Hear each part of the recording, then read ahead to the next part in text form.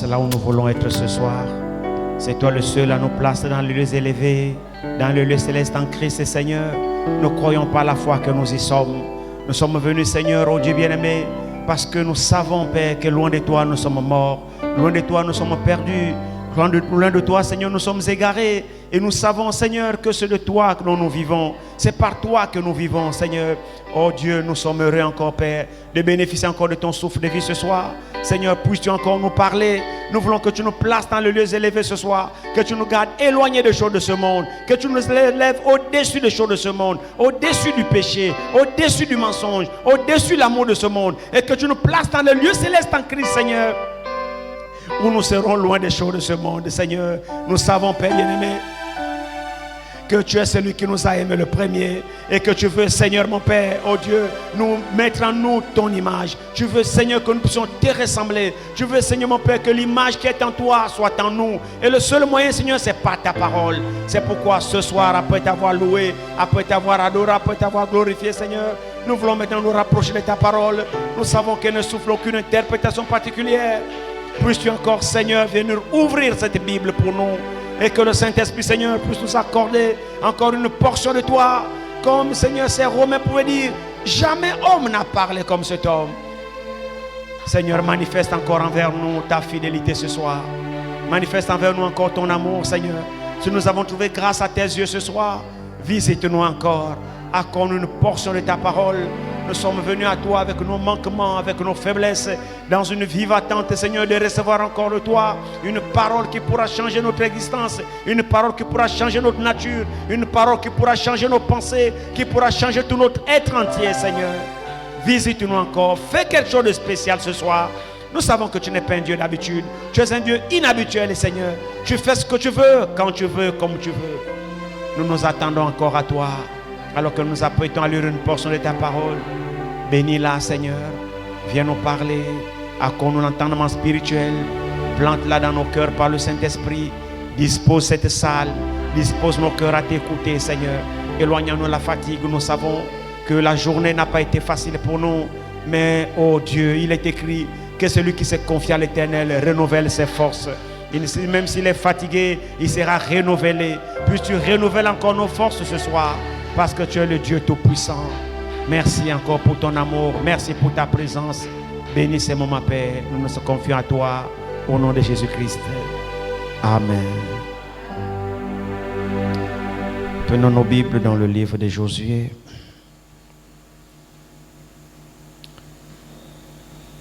Josué au chapitre 2.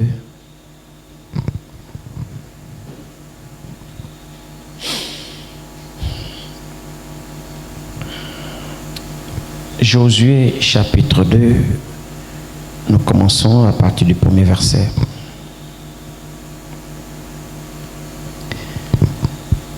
Josué, fils de Nun, fit partir secrètement de Sittim 2 espions en leur disant, « Allez examiner le pays et en particulier Jéricho. » Ils partirent et ils arrivèrent dans la maison d'une prostituée qui se nommait Rahab. Et ils y couchèrent.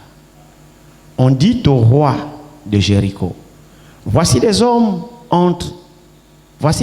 d'entre les enfants d'Israël sont arrivés ici cette nuit pour explorer le pays.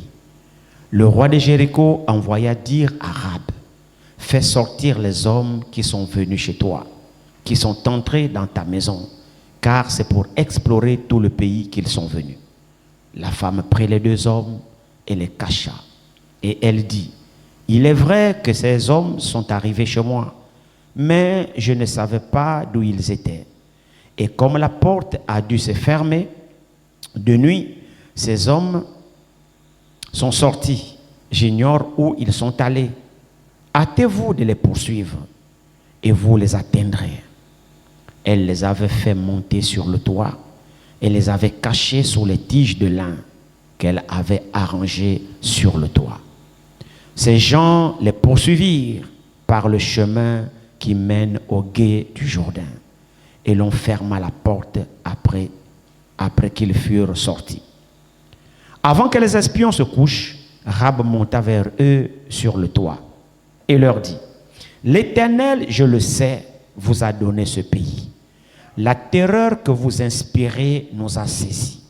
Et tous les habitants du pays tremblent devant vous, car nous avons appris comment à votre sortie d'Égypte, l'Éternel a mis à sec devant vous les eaux de la mer Rouge.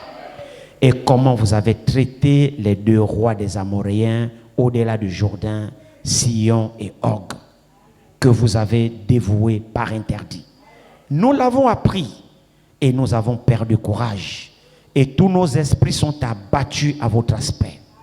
Car c'est l'Éternel, votre Dieu, qui est Dieu en haut, dans les cieux et en bas sur la terre.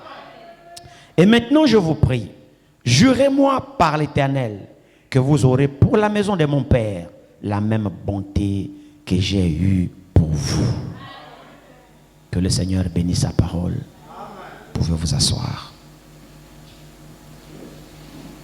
Nous allons poursuivre la lecture. Verset 13. Donnez-moi l'assurance que vous laisserez vivre mon père, ma mère, mes frères, mes sœurs et tous ceux qui leur appartiennent.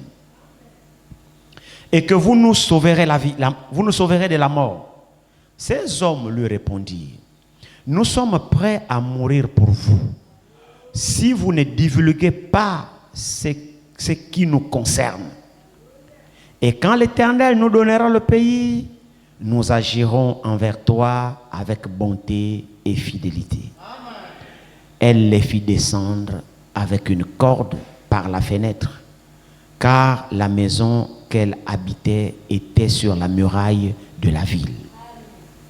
Elle leur dit, allez du côté de la montagne, de peur que ceux qui vous poursuivent ne vous rencontrent. Cachez-vous là pendant 3 jours, jusqu'à ce qu'ils soient de retour. Après cela, vous suivrez votre chemin. Ces hommes lui dirent, voici de quelle manière nous serons quittes du serment que tu nous as fait faire. À notre entrée dans le pays, attache ce cordon de fil cramoisi à la fenêtre par laquelle tu nous fais descendre, et recueille auprès de toi, dans la maison, ton père, ta mère, tes frères et toute la famille de ton père. Si quelqu'un d'eux sort de la porte de ta maison pour aller dehors, son sang retombera sur sa tête et nous en serons innocents. Mais si on met la main sur l'un quelconque d'eux qui seront avec toi dans la maison, son sang retombera sur notre tête. Et si tu divulgues ce qui nous concerne, nous serons quittes du serment que nous avons fait, que tu nous as fait faire. Elle répondit, qu'il en soit selon vos paroles. Elle prit ainsi congé d'eux et ils s'en allèrent et elle attacha le cordon de cramoisi à la fenêtre. Amen. Ajoutons à cela Hébreux 11.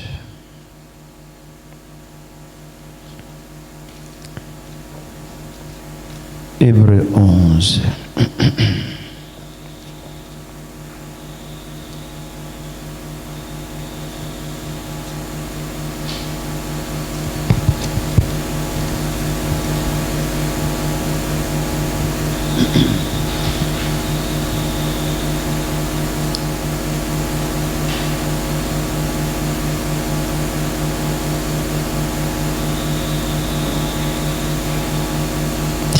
Hébreux 11, nous prenons le verset 30.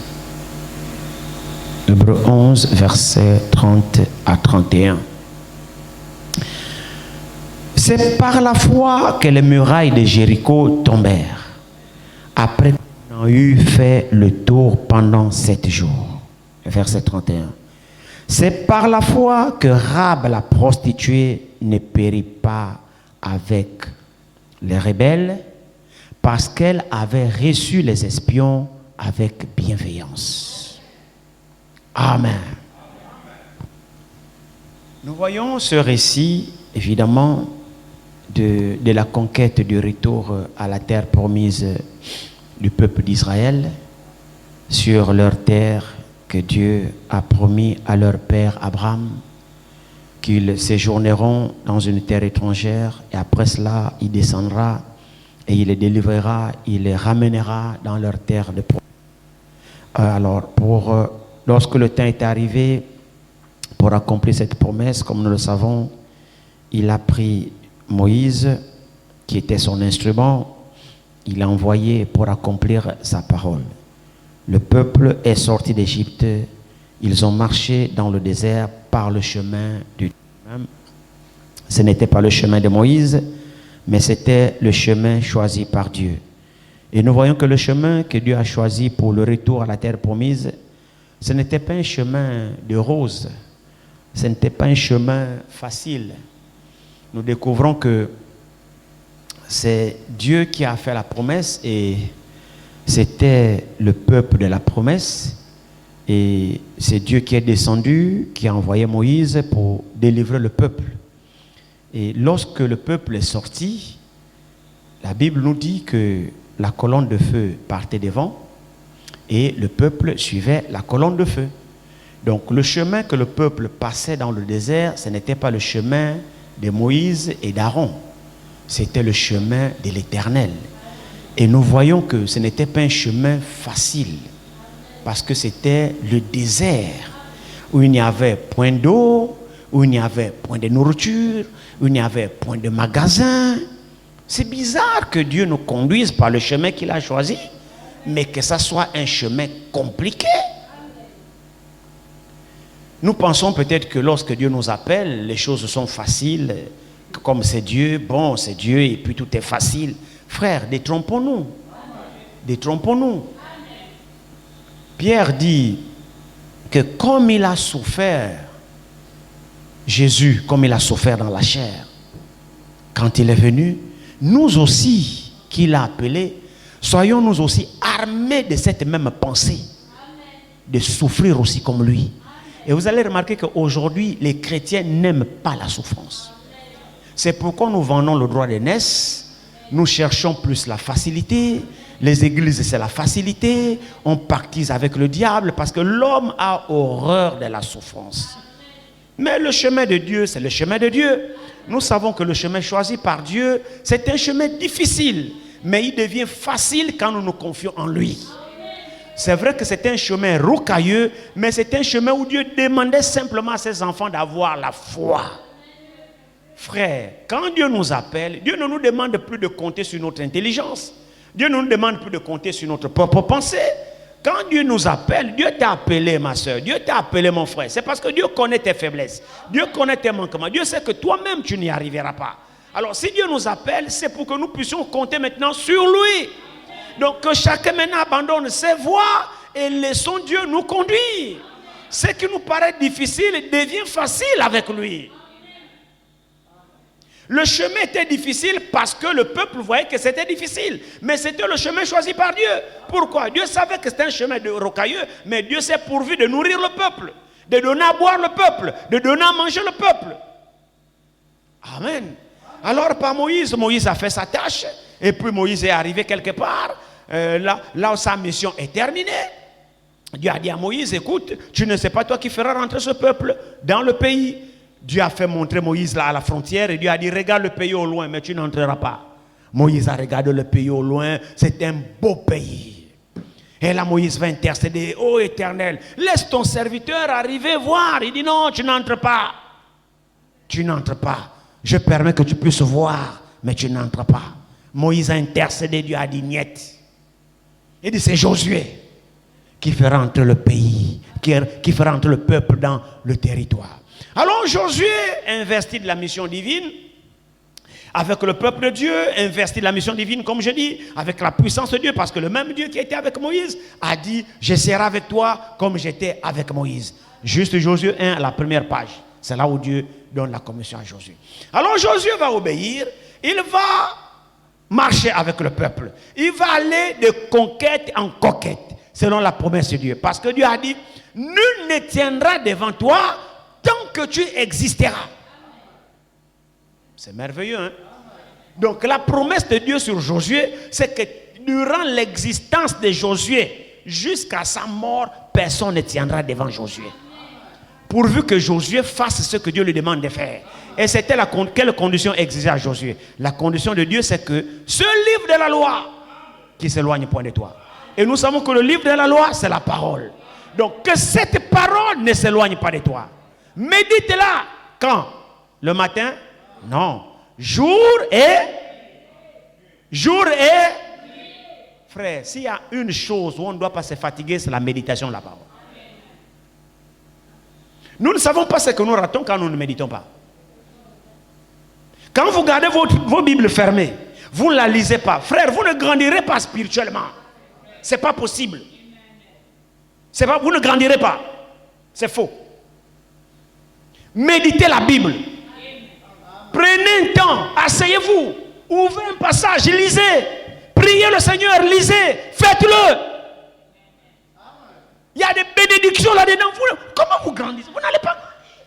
Vous ne pouvez pas grandir. Vous serez simplement un religieux, vous venez à l'église, vous asseyez, vous dites Amen. Mais vous n'allez jamais croître spirituellement avec Dieu. Vous ne ferez jamais de progrès avec Dieu. Ce n'est pas possible. Parce que Dieu ne vous parle pas. Ayez l'habitude de méditer la parole. Il y a une bénédiction dans la méditation de la parole. Vous entendez le Saint-Esprit ouvrir les yeux de votre cœur et vous sentez sa présence quand vous êtes dans une atmosphère divine. Vous ne savez pas ce que vous ratez. Alors la condition de Dieu c'est quoi? Il dit à Josué, médite ce livre de la loi, jour et nuit. Pourquoi? On va peut-être lire cela. Josué 1 ici. Commençons au premier verset. Après la mort de Moïse, serviteur de l'Éternel, l'Éternel dit à Josué, fils de Nun, serviteur de Moïse, Moïse, mon serviteur, est mort. Maintenant, lève-toi, passe ce Jourdain, toi et tout ce peuple, pour entrer dans le pays que je donne aux enfants d'Israël. Tout lieu que foulera la plante de votre pied, je vous le donne. Comme je l'ai dit à Moïse, vous aurez pour territoire, depuis le désert et le Liban, jusqu'au grand fleuve, le fleuve de l'Euphrate, tout le pays des Hétiens, jusqu'à la grande mer, vers le soleil couchant. Nul ne tiendra devant toi tant que tu vivras. Je serai avec toi comme j'ai été avec Moïse. Je ne te délaisserai point, je ne t'abandonnerai point. Fortifie-toi, prends courage, car c'est toi qui mettras ce peuple en possession du pays que j'ai juré à leur père de leur donner.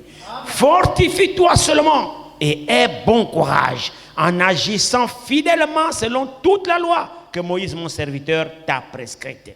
Ne t'en détourne ni à droite ni à gauche afin de réussir dans tout ce que tu entreprendras. Que ce livre de la loi ne s'éloigne point de ta bouche. Médite-le jour et nuit pour agir fidèlement selon tout ce qui est écrit.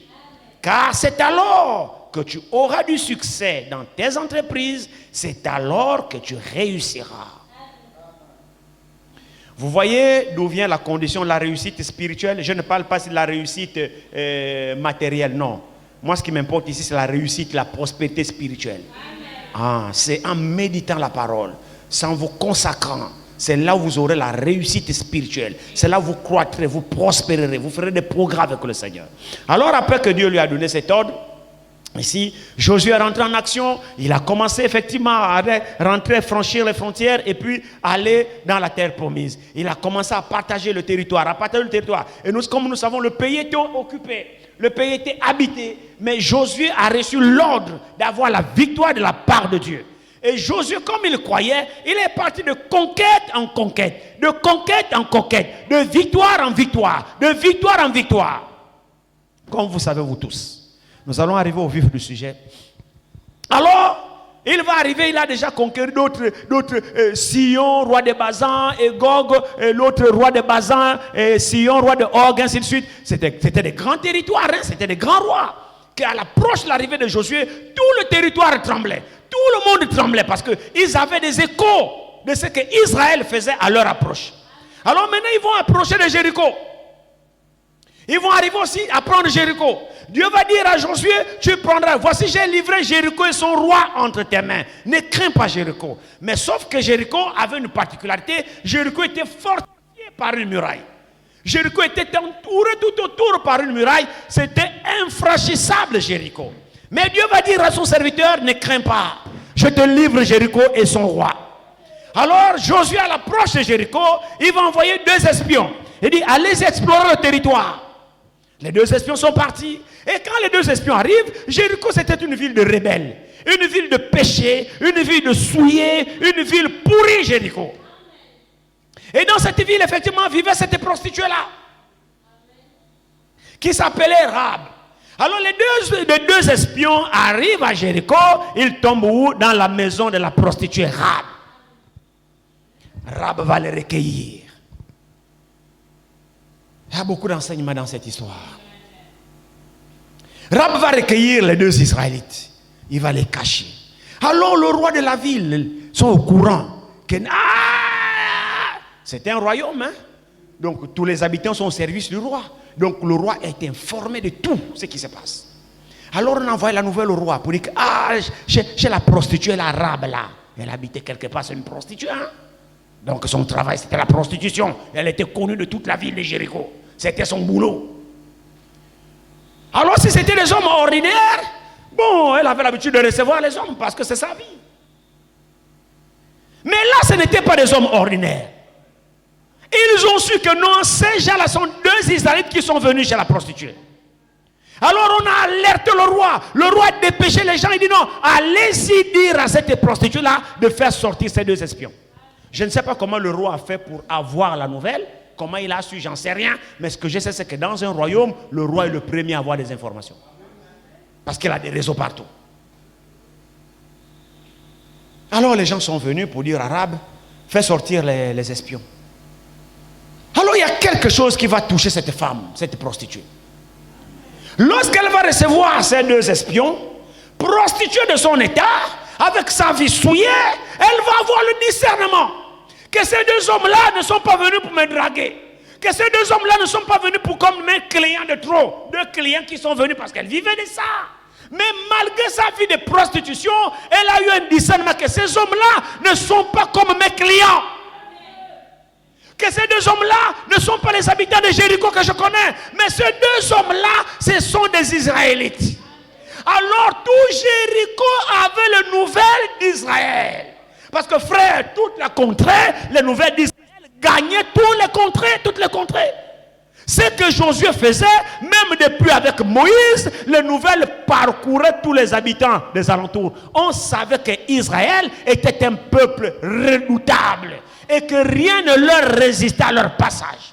Alors Jéricho avait des nouvelles de la défaite que Israël infligeait à son passage. Le roi, au lieu de négocier, Jéricho, au lieu de négocier, non, ils ont fait la force. Mais cette prostituée, malgré son état de prostitution, a eu le discernement que ces hommes-là, ce sont des serviteurs de Dieu. Alors elle les a recueillis. Elle les a cachés en haut. Maintenant, c'est pourquoi nous avons eu le Hébreu 11, 30. Nous comprenons alors qu'est-ce qui a agi comme ça dans Rahab.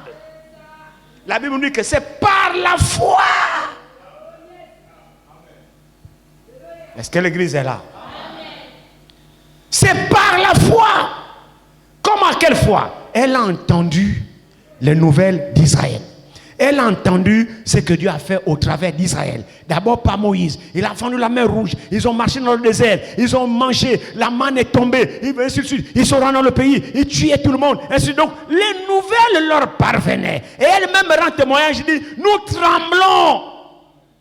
Nous avons entendu vos échos. Comment vous infligez les défaites à tous ceux qui veulent s'opposer à vous. Alors la nouvelle a gagné Jéricho. Là où tu nous vois là, on tremble à votre approche. Alléluia. Alors moi personnellement j'ai écouté cela. Et comme vous êtes venus chez moi, je ne vous livre pas. Je sais que vous êtes les hommes de Dieu. Et cette ville, vous allez la avoir. Vous allez forcément avoir cette ville. Regardez frères et sœurs. La femme là savait habiter dans une ville fortifiée. Jéricho était barricadé. Mais la foi qu'elle avait dans ce qu'elle a entendu d'Israël lui a fait comprendre que non, même les murs de Jéricho là ne peuvent pas retenir le peuple là.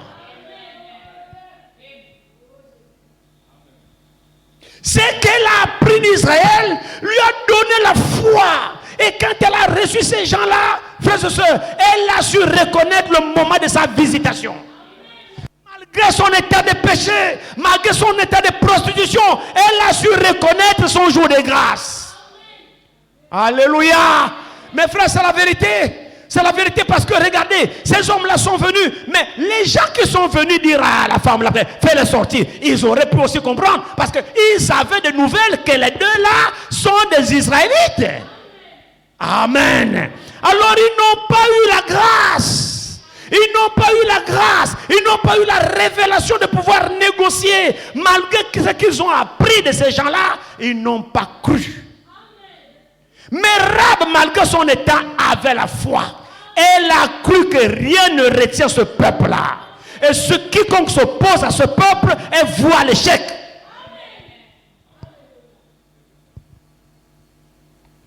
Et quand Rahab a commencé à intercéder, elle n'a pas intercédé pour Jéricho. Elle a intercédé pour elle et sa famille.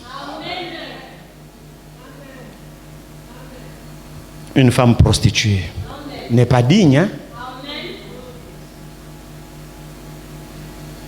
Une femme prostituée n'est pas digne. Hein? Donc Dieu regarde aussi les prostituées.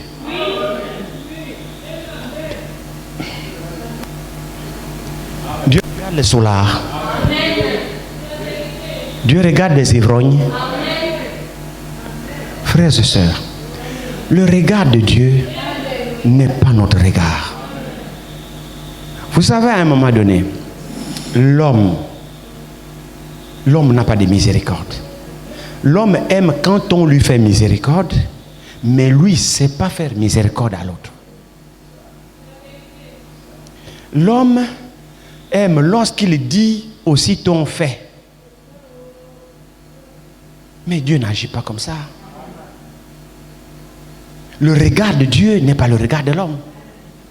La façon dont Dieu juge, ce n'est pas comme ça que l'homme juge. Nous sommes le produit de la grâce de Dieu. Amen. Sans la grâce de Dieu, nous sommes tous perdus. Amen. Amen. Sans la grâce, nous sommes tous perdus, frères. Perdus. Qui pouvait imaginer que si des espions viennent, mais certainement il devait avoir des hommes dignes à Jéricho. Il y avait certainement des maisons dignes qui pouvaient recevoir des espions à Jéricho. Mais vous n'allez pas quand même me dire qu'à Jéricho, il n'y avait que la prostituée là, non? Il y avait des gens à Jéricho qui n'étaient pas forcément de mauvaise vie comme Rahab. Il y avait certainement des maisons dignes par rapport à Rahab. Il y avait certainement des familles dignes par rapport à Rahab qui pouvaient recevoir les deux espions. Mais pourquoi les espions ne sont-ils pas allés dans des familles dignes? En Dieu, il n'y a pas de hasard. Frère, en Dieu, il n'y a pas de hasard. Israël, c'était le peuple de Dieu. Et ils étaient conduits par Dieu. Même quand ils marchaient, ils étaient dirigés par Dieu. Dieu savait où les espions devaient être bienvenus. Dieu savait dans quelle maison ces espions devaient être reçus.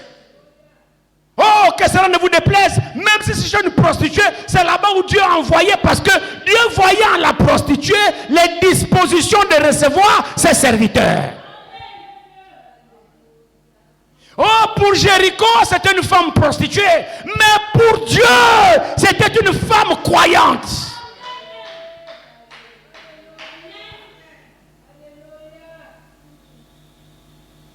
Pour le roi, c'était une prostituée. Pour les habitants de Jéricho, c'était une prostituée. Mais pour Dieu, c'était une femme croyante. Et Dieu savait que lorsque les espions iront là-bas, la femme là va se débrouiller pour les protéger. Elle est arrivée jusqu'à mentir. Avez-vous entendu le docteur Paul dans Hébreu?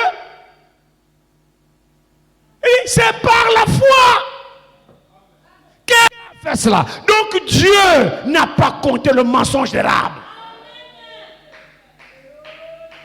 Frères et sœurs, la justice de Dieu n'est pas la justice des hommes. Toi et moi, nous condamnerons Rahab. La justice humaine condamnerait Rab. Mais quelle a été la justice de Dieu sur Rab? La justice de Dieu compte cet acte-là pour Rab, l'acte de la foi. Alors Rab a pesé. En écoutant les nouvelles d'Israël dans ses conquêtes vers la terre promise, Rab a cru. Rab a craint ce peuple-là. Rab a cru. Vous avez vu sa confession? Il dit, l'Éternel, votre Dieu, est Dieu dans les cieux et sur la terre. Prostituée de son état, elle a reconnu que le Dieu d'Israël, c'est lui qui est le vrai Dieu. Mais comment Dieu ne peut pas sauver une telle personne? Frères et sœurs, faisons attention. Le soulard qui boit le vin à Rio, fais doucement avec lui. Vous savez, lorsque Samuel, vous vous souvenez, lorsque Dieu a rejeté Saül, et il a dit, va dans la maison d'Isaïe. J'ai trouvé là-bas un homme selon mon cœur. Alors Samuel a pris la corne d'huile, il est allé pour oindre le roi. Mais la déclaration elle est forte. J'ai trouvé un homme selon mon cœur. C'est Dieu qui dit ça à son prophète. J'ai trouvé un homme selon mon cœur. Un homme selon mon cœur. Il n'a pas dit j'ai trouvé un ange selon mon cœur. Non. J'ai trouvé un homme avec tout ce qu'il y a de l'homme. Avec toutes les faiblesses nécessaires de l'homme. Mais quand même Dieu dit, j'ai trouvé un homme selon mon cœur. J'ai trouvé l'homme selon mon cœur dans la maison d'Isaïe. Donc un être humain avec le cœur de Dieu. Ah, c'est pas moi qui dis ça. Vous croyez, pas c'est vous qui voyez. Alors Samuel arrive là-bas, il vient, il voit le premier, l'aîné d'Isaïe. Il dit, ah, il regarde grande taille, costaud, beau. Il dit, ah, c'est sûr que c'est lui, loin de l'Éternel, ça doit être lui. Non, parce que sa corpulence, là, son apparence, non, il fait une belle taille, il peut être un roi. C'est sûr que c'est lui loin de l'Éternel. Dieu lui dit, je l'ai rejeté. Je l'ai rejeté. Et Dieu va dire à son serviteur, il dit, vous les hommes, vous regardez à l'apparence. Avez-vous écouté cette déclaration? Il dit, vous les hommes, vous regardez à l'apparence. Nous les hommes, nous regardons à l'apparence. Jusqu'à ce soir, nous les hommes, nous regardons à l'apparence. Nous sommes incapables de voir l'intérieur.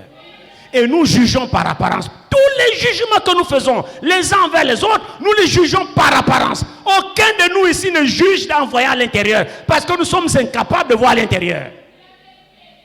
Alors confions-nous à Dieu. Qui sait voir l'intérieur. C'est pour cette raison que mon frère, ma soeur, les choses de Dieu, c'est par révélation. Vous voyez ici, c'est le prophète. Hein?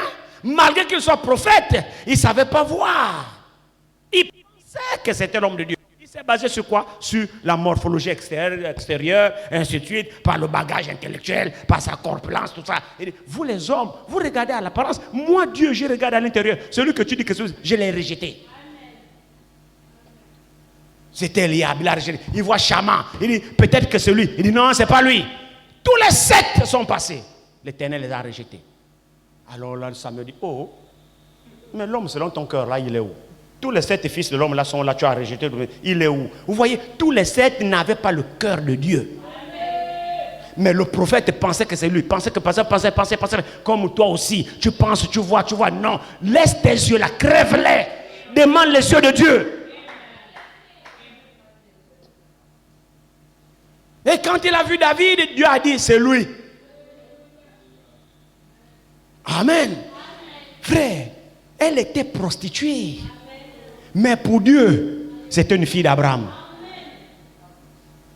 Rab, la prostituée, était une fille d'Abraham. Est-ce que vous savez quelle fut la l'aïeul de Christ? Mais c'est de Rab, la prostituée, que David descend. Hein? De la lignée de David, tous ces gens-là. Elle fait partie de la lignée jusqu'à Christ. Elle est comptée par sa foi. Et pourtant son passé, c'est une prostituée. Les hommes l'ont condamnée. Mais quoi qu'elle était prostituée, dans son cœur, il y avait un dépôt de foi. Quand elle recevait cette parole, elle croirait. Elle était équipée de reconnaître la parole de Dieu. Elle était équipée de reconnaître les hommes de Dieu. Elle était équipée de reconnaître l'action de Dieu. Alors que beaucoup dans Jéricho ne savaient pas reconnaître l'action de Dieu. Ils sont venus pour prendre ces espions pour les tuer. Elle les a cachés. Qui t'a menti? Elle a couru le risque. Elle a couru le risque d'être tuée par le roi. Parce que si on attrapait les espions là dans sa maison, alors qu'elle a menti, vous savez ce qu'elle devait avoir comme sort. Mais elle agissait par la foi. Elle a dit non, ces hommes, ce sont des hommes de Dieu. Leur Dieu est vrai. Leur Dieu est vrai. Ce que j'entends dire là, non. Fendre la mer rouge, un peuple qui marche à sec. Non, ce qu'on apprend de ce peuple-là, non. Tout le monde tremble devant ces gens. Non. Ils ont un véritable Dieu. Alors dans le cœur de Rahab, elle soupira après ce Dieu. Elle dit, il me faut ce Dieu. Vous savez bien, mes frères et sœurs, Dieu répond au désir profond de notre cœur. Ça dépend de ce qu'il y a dans notre cœur. Si réellement plus profond de notre cœur, nous avons soif de Dieu. Ou alors nous faisons simplement la figuration quand nous venons à l'église. Mais si à l'intérieur de nous, nous avons cette véritable soif de ce vrai Dieu. Et si nous lisons la Bible, nous apprenons ce que ce Dieu a fait aux autres, que c'est le même Dieu qui agit, qui a manifesté la puissance, et que par la foi se saisisse de ce que nous lisons, et que cela rentre dans notre cœur, et que nous désirons le même Dieu nous visitera. Parce que la foi que vous entendez là, regardez. Prenons d'abord 2 Pierre, je pense, il y a quelque chose dans 2 Pierre ici. 2 Pierre nous dit quelque chose ici. Je pense.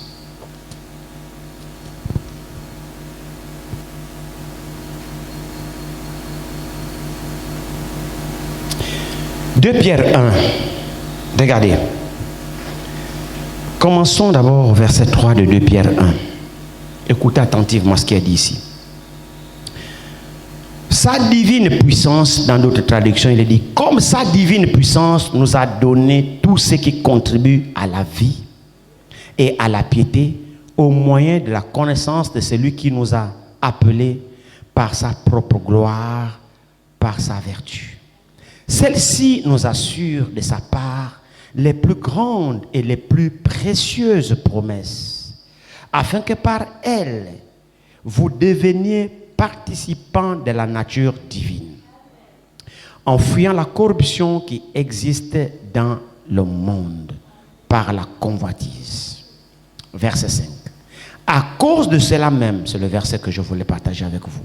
À cause de cela même, faites tous vos efforts pour joindre à votre foi la vertu. À la vertu, la connaissance. À la connaissance, la maîtrise de soi. À la maîtrise de soi, la patience. À la patience, la piété. À la piété, l'amitié fraternelle. À l'amitié fraternelle, l'amour. Amen. Car si ces choses sont en vous et ils sont avec abondance, elles ne vous laisseront point oisifs ni stériles pour la connaissance de notre Seigneur Jésus-Christ. Amen. Revenons au verset 5. Regardez très bien ce que le verset 5 dit ici. À cause de cela même, faites tous vos efforts. Donc ici, la Bible demande à l'homme sa part des choses à faire. Faites tous vos efforts. Donc nous avons un effort, nous les hommes, à fournir. S'il vous plaît, l'effort que nous fournissons là consiste en quoi? Écoutez très bien. À cause de cela même, faites tous vos efforts pour joindre à votre foi la vertu. Maintenant, observez. Donc, Dieu nous demande de fournir de notre côté des efforts pour joindre, donc, la vertu, la connaissance, la tempérance, l'amour, l'affection fraternelle, pour joindre. Mais si vous observez très bien, nous devons joindre à une base.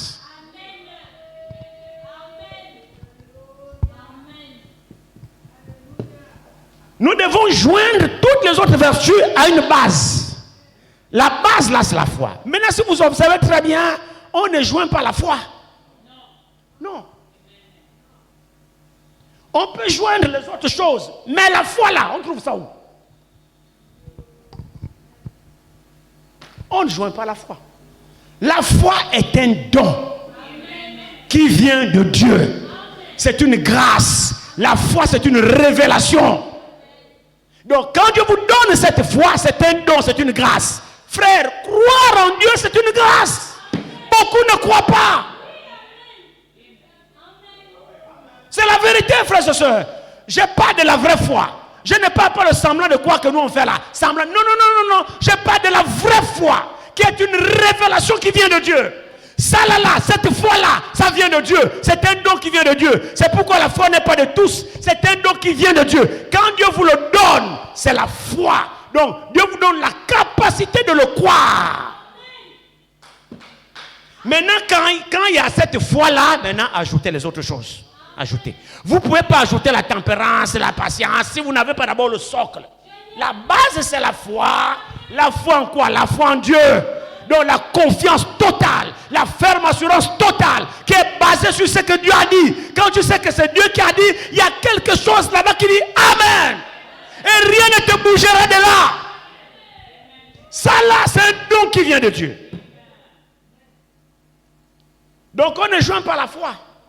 Ce qu'on joint, c'est les autres vertus. Mais ayez d'abord la foi avant de joindre les autres vertus.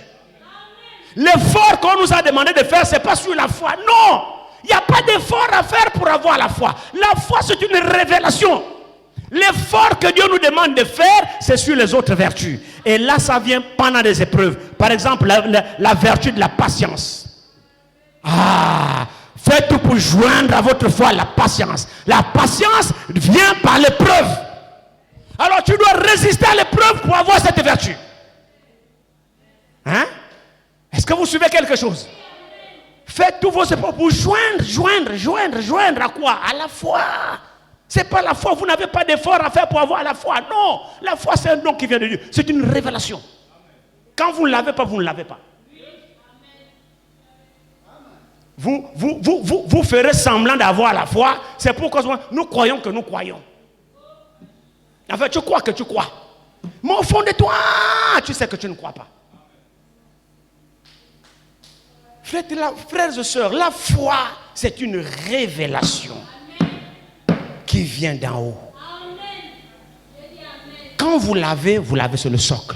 C'est pourquoi la Bible dit, sans la foi,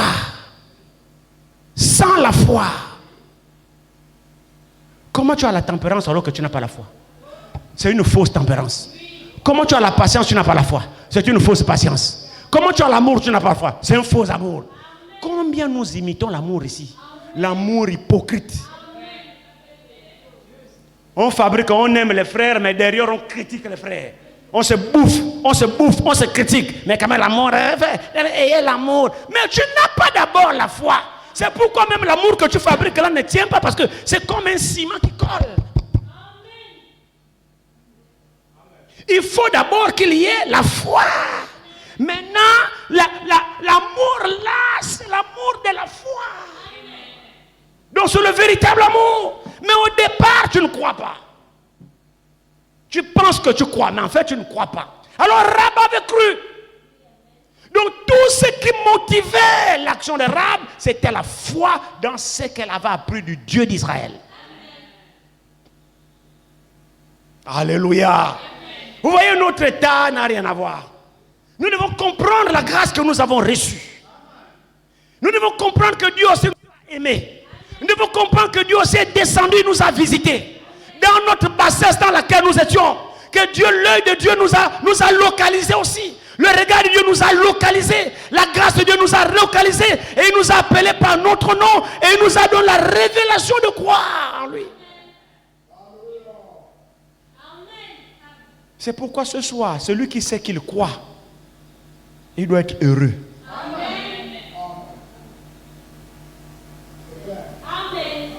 Et si tu as la vraie foi, comme Rahab a eu, tu arriveras forcément. Amen. Vous savez pourquoi on échoue? C'est parce qu'on n'a pas la vraie foi. On a une foi superficielle. Amen. Mais le jour qu'on aura la vraie foi, qui est une révélation qui vient de Dieu, on ira là. Alors Rahab ici, évidemment, a compris que ces hommes-là ici, ce que j'apprends de ces hommes, c'est que Jéricho est déjà livré d'avance.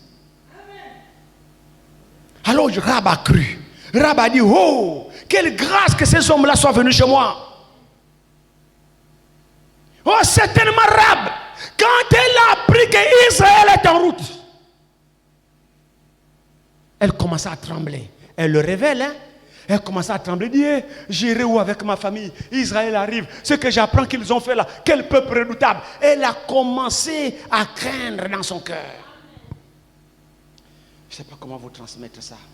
Vous voyez, regardez frère. Nous avions vu ça dans la semaine. Jésus prend le même exemple ici lorsqu'il parle de la veuve de Sarepta. Y avait-il pas plusieurs veuves en Israël? Lors du temps d'Élie, quand il y avait la famine, il y avait plusieurs veuves. Mais Élie ne fut envoyé que chez celle de Sarepta. Frère, il y avait la famine qui frappait. Les gens se mouraient. Ne pensez-vous pas que les gens priaient Dieu? Ne pensez-vous pas que les gens criaient à Dieu? Si, les gens criaient à Dieu. Les gens criaient à Dieu. Mais d'autres veuves mouraient. Les gens mouraient, les gens criaient. Oh Dieu, aie pitié de nous, crier, prier. Mais Élie, qui représentait la solution, ne fut envoyé vers personne qui criait de faim. La veuve de Sarepta n'était pas la seule qui criait de faim, n'était pas la seule qui priait Dieu. Maintenant, Jésus attire notre attention. N'y avait-il pas plusieurs veuves en Israël?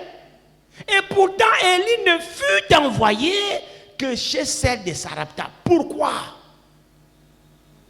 Pour la simple raison, frère, il y a écrit. Dieu sait lire nos cœurs. Dieu répondait à la foi de la veuve de Sarepta. La veuve de Sarepta avait une vraie foi. Quand elle priait réellement. Et Dieu dans le ciel voyait le cœur de la veuve de Sarepta. C'est comme nous ici ce soir, nous prions. Frère, Dieu connaît le cœur qui prie réellement. Oh, que le Seigneur vous accorde la grâce de comprendre ça. Nous tous ici, nous prions, nous crions, nous faisons, mais Dieu connaît le vrai cœur qui s'attache à lui et qui crie à lui pour de vrai. Frère, Dieu n'est pas sourd à nos cris. Le problème, c'est que Dieu connaît le véritable cri qui vient du cœur. Et c'est à ce cri-là que Dieu répond. Soyons sincères devant Dieu. Arrêtons de fabriquer. Arrêtons d'imiter des choses. Dieu ne nous répondra jamais. Que notre cœur soit réellement touché, frère. Que notre cœur soit touché par la parole. Quand nous crions, frère, Dieu n'exauce pas le verbe ici. Non. Dieu voit l'intérieur du cœur. L'Écriture dit, ce peuple m'honore de lèvres seulement. Mais son cœur est éloigné de moi. Les lèvres, il ne faut pas que nous parlons Dieu des lèvres. Il ne faut pas que nous prions Dieu par les lèvres. Prions par le cœur.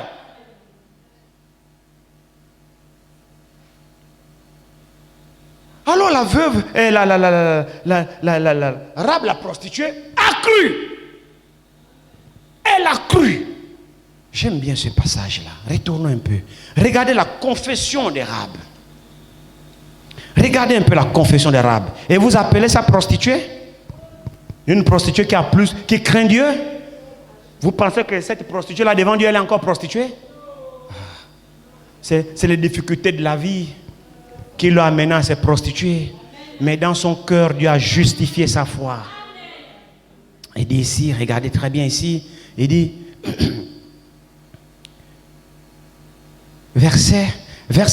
reprenons à partir du verset 8 ici. Il dit, avant que les espions ne se couchent, Rab monta vers eux sur le toit et leur dit, l'Éternel, je le sais. Vous voyez la certitude des paroles? Une femme prostituée.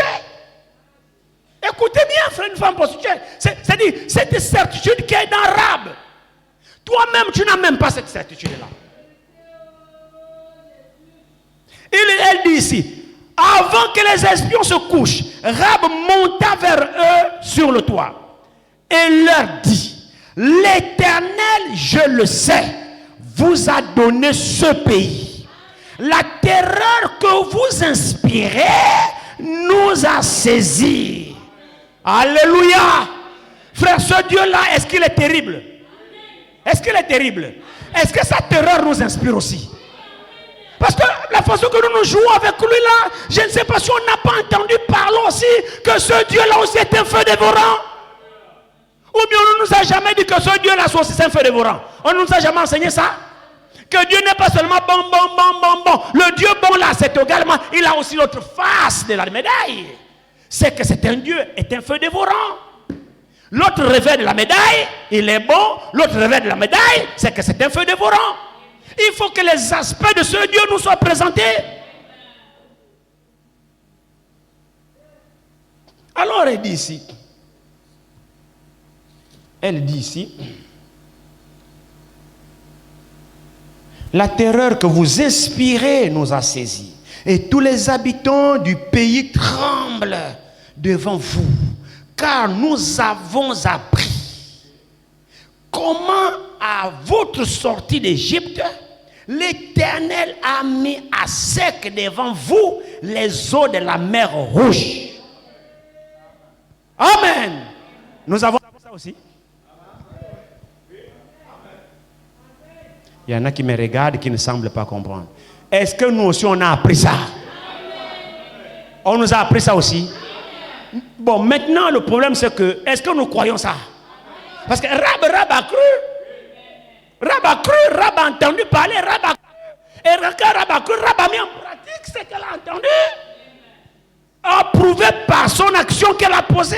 C'est ça les actes de la foi. Donc l'acte que Rab a posé, ce n'était pas l'acte du mensonge, non. C'est la foi en Dieu qui a amené Rab à poser cet acte. Pour dire que quand nous croyons, il y a des actes de la foi. Elle dit ici, quand nous avons appris comment votre sortie d'Égypte, l'Éternel a mis à sec devant vous les eaux de la mer Rouge. Et comment vous avez traité les deux rois des Amoréens au-delà du Jourdain, Sihon et Og, que vous avez dévoués par interdit. Nous l'avons appris et nous avons perdu courage. Et tous nos esprits sont abattus à votre aspect. Car c'est l'Éternel, votre Dieu, qui est Dieu en haut, dans les cieux, et en bas, sur la terre. Vous appelez ça une prostituée? Ah, si c'est cette prostituée-là, Dieu la veut. C'est la qualité de prostituée-là que Dieu veut. La prostituée dans sa bassesse, mais à l'écoute de la parole de Dieu, elle donne gloire à Dieu. Elle reconnaît Dieu. Elle glorifie Dieu. Elle honore Dieu. Elle témoigne de Dieu. Ah oui, frère. Il dit l'Éternel, votre Dieu, est Dieu en haut dans les cieux et en bas sur la terre. Elle reconnaît Dieu comme étant Dieu. Et comment voulez-vous que Dieu tourne le visage à une femme comme ça? La confession de notre cœur, Dieu la voit. Toi qui m'écoutes ce soir, Dieu sait la méditation qui est dans ton cœur. Pendant que tu es assis là, tu me regardes, Dieu sait exactement les profondeurs qu'il y a dans ton cœur, la pensée que tu as de ce Dieu-là. Comment est-ce que tu le considères? Comment est-ce que tu le crois? Tu le vois comment ce Dieu? Est-ce que tu penses qu'il est Dieu? Ou tu crois alors qu'il y a un autre Dieu en dehors de lui? Alors Rab continue. Regardez la confession de Rab. Ça m'a vraiment beaucoup touché. Elle continue ici, elle dit et maintenant, je vous prie. Si ce n'est pas la foi, je ne sais pas ce que c'est. Et maintenant, je vous prie, jurez-moi par l'Éternel que vous aurez pour la maison de mon Père et la même bonté que j'ai eue pour vous. Donnez-moi l'assurance que vous laisserez vivre mon Père, ma mère, mes frères, mes sœurs et tout ce qui leur appartient. Et que vous nous sauverez de la mort. Ces hommes lui répondirent, nous sommes prêts à mourir pour vous, si vous ne divulguez pas ce que nous ce qui nous concerne. Et quand l'Éternel nous donnera le pays, nous agirons envers toi avec bonté et fidélité. La foi de Rahab envers le Dieu des espions l'a premièrement d'abord amenée à confesser qu'elle croit elle-même à ce Dieu-là devant les espions. Regardez frère, vous savez, les espions même étaient frappés d'écouter une femme prostituée leur parler comme ça. Ces deux hommes-là ont dit, waouh, une femme prostituée qui parle comme ça de notre Dieu. Elle a appris et puis elle manifeste de la foi, de la confiance comme ça. Vous savez, c'est ici la foi qui parle jusqu'à dire, jurez-moi, je sais que l'Éternel vous a donné Jéricho. Vous a donné le pays, je sais que vous allez le prendre. Alors, sauvez-moi. Vous voyez, c'est la foi. En elle, il n'y a même pas un doute pour dire que certainement ils vont échouer. En elle, il n'y a même pas un doute qui dira que bon, quand vous arrivez à Jéricho, elle n'a même pas considéré les fortifications de sa ville. Pour dire que non, Jéricho est barricadé, c'est ceux qui n'arriveront pas. Non, rien que par les échos qu'elle a entendus, c'est qu'elle a appris, c'est la crié en elle la foi. Elle s'est dit, ce Dieu-là qui fend la main rouge, ce Dieu-là qui fait des miracles comme ça, ce n'est pas les murs de Jéricho qui vont subsister devant ces hommes-là. Alors je suis plus que certaine que le pays vous appartient. Mais souvenez-vous de moi. Je crois en votre Dieu. Je reçois votre Dieu. Je prends position pour votre Dieu. Souvenez-vous de moi. Ne voyez-vous pas la foi de la femme? Et toi ici, tu veux prendre position pour ce Dieu? Et toi ici, comment toi tu considères ce Dieu? Rahab dit, quand vous viendrez, je sais, je suis convaincu que le pays vous appartient. Je sais que vous allez le prendre. Ça, je crois ça à 100%. Mais assurez-moi une place auprès de votre Dieu là. J'ai besoin de votre Dieu là. Si vous pouvez me faire grâce quand vous reviendrez. Alors les espions ont dit, il n'y a pas de problème. Nous sommes prêts à tout faire. Parce que tu as manifesté la bonté envers nous. Première condition, que tu ne divulgues pas nos secrets. Combien parmi nous vendons le secret au diable? Combien parmi nous ici, lorsque nous sommes tentés, nous vendons notre secret au diable? Mais nous vendons les secrets. Nous n'arrivons pas à conserver cette parole, on la vend. On n'arrive pas à protéger le secret de Dieu. On n'arrive pas à protéger ce que Dieu nous a donné. Il suffit d'une épreuve, allez, on livre. Il suffit d'une tentation, on livre. Alors les espions ont dit, si tu ne divulgues pas ce qui nous concerne, tu gardes ce secret dans ta maison. Tu gères ça pour toi. Alors nous respecterons le contrat. Maintenant, ce qui est intéressant ici, on va simplement lire et puis je vais vous libérer parce que je vais prendre beaucoup de temps. On va creuser cela, le fil cramoisi. On va creuser cela vendredi si Dieu veut. Mais lisons quand même. Verset 15, il dit ici, elle les fit entrer avec lui. Pardon, elle les fit descendre avec une corde par la fenêtre, par la maison qu'elle habitait. Car la maison qu'elle habitait était sur la muraille de la ville. Elle leur dit, allez du côté de la montagne, de peur que ceux qui vous poursuivent ne vous rencontrent. Cachez-vous là pendant 3 jours, jusqu'à ce qu'il soit de retour. Après cela, vous suivrez votre chemin. Ces hommes lui dirent, voici de quelle manière nous serons quittes du serment que tu nous as fait faire à notre entrée dans le pays, parce que nous allons venir. Ça ne fait l'ombre d'aucun doute. Nous sommes dans notre conquête de notre territoire. Nous allons arriver ici. Ça, il n'y a pas l'ombre d'un doute. Tu nous as reçus, c'est très bien. Tu as cru à notre Dieu, c'est très bien. Tu as manifesté la bonté, c'est très bien. Maintenant, nous te posons une condition. Ne divulgue pas notre secret. Deuxièmement, quand nous viendrons, nous devons te trouver dans une certaine disposition. La disposition là, c'est que tu vois la fenêtre, là où tu nous fais descendre comme des voleurs sur par la corde par ta fenêtre là. Parce que la maison de la femme était collée au mur de la ville. Alors la fenêtre, elle a ouvert la fenêtre, elle les a attachés par la corde, elle les a fait descendre par la corde, par sa fenêtre. Alors les esprits ont dit, sur cette fenêtre-là, c'était notre porte de sortie. C'est notre porte de salut. Nous l'avons identifiée. Alors, mets un fil cramoisi là. C'est-à-dire, mets un fil rouge. Ça va être un signe. Et ta famille là pour laquelle tu intercèdes, et ton père, et tes soeurs, et tes frères, et tout ce qui appartient à ton père, dis-leur. Quand nous allons arriver, vous pouvez encore vous balader partout. Mais quand vous apprenez que nous arrivons pour prendre possession de la ville, rentrez dans la maison et accrochez le ville cramoisi. Que personne ne reste dehors. Si quelqu'un est dehors, nous sommes quittes du serment. Mais que toute ta famille et toi, vous soyez enfermés et sur la fenêtre, on doit voir le fil cramoisi. Alléluia. Ce signe-là, tout Jéricho ne le connaissait pas, sauf Rahab. C'est le signe de l'alliance.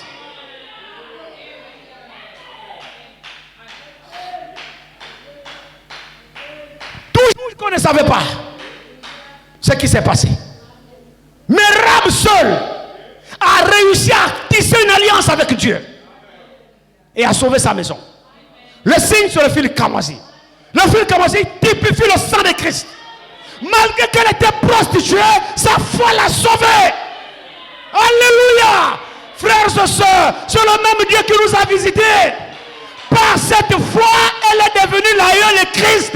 Rahab, la prostituée, est devenue l'aïeule de Christ, le sauveur du monde. Par sa foi, son passé a été jeté. Sa prostitution a été oubliée. C'est pourquoi dans Hébreu, la Bible dit, c'est par la foi. Alléluia. C'est le même Dieu, mon frère, mon sœur.